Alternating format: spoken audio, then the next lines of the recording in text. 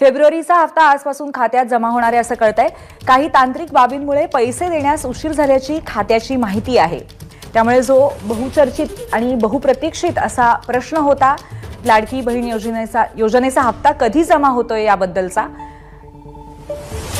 त्याबद्दल महत्त्वाची बातमी। छत्रपती शिवाजी महाराज की जय भवानी। छत्रपती धर्मवीर संभाजी महाराज की जय भवानी। माझ्या तमाम लाडक्या बहिणींनो, लाडक्या बहिणी काय शांत आहेत? अरे लाडक्या बहिणीमध्ये जोश, उत्साह, ताकद, प्रेरणा, ऊर्जा तुमची घ्यायला आलो मी।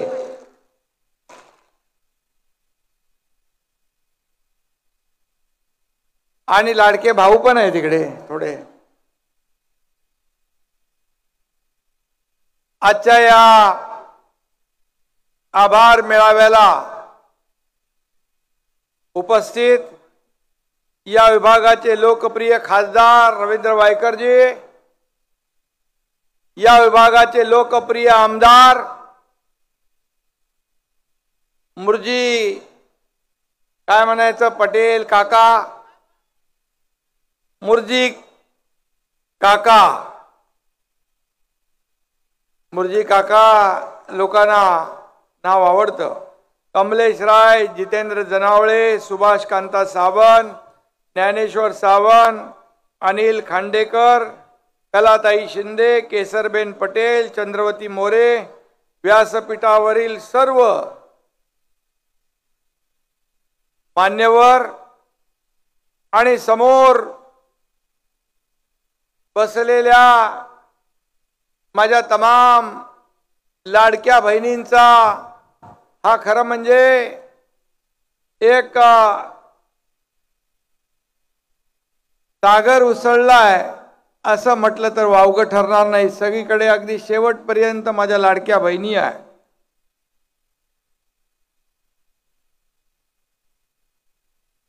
काल प्रयागराजला गेलो होतो आणि गंगा, यमुना, सरस्वती या त्रिवेणी संगमात गेलो। मला पत्रकारांनी विचारलं काय मागितलं, तर मी म्हणालो माझ्या महाराष्ट्रातल्या तमाम माझ्या लाडक्या बहिणींवर अशीच मायेची पाकर ठेव, असाच आशीर्वाद कायम ठेव। या महाराष्ट्रामध्ये मला म्हणाले हे कुठली लाट आहे? मी म्हणालो ही लाट नाही, ही नुसती लाट नाही, माझ्या लाडक्या बहिणींची महालाट आहे।